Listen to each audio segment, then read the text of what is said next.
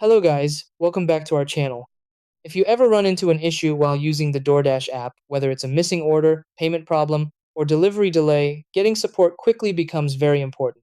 But many users open the app and struggle to find the exact place where they can contact support, because it's not always visible on the main screen. DoorDash has built-in help options, but you need to navigate through the correct sections to reach live chat or submit a request. Once you know the right path, you can connect with support in just a few taps and get your issue resolved much faster.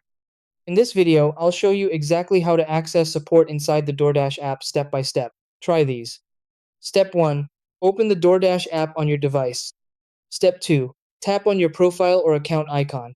Step 3. Select the orders or help section from the menu. Step 4. Choose the specific order or issue you need help with.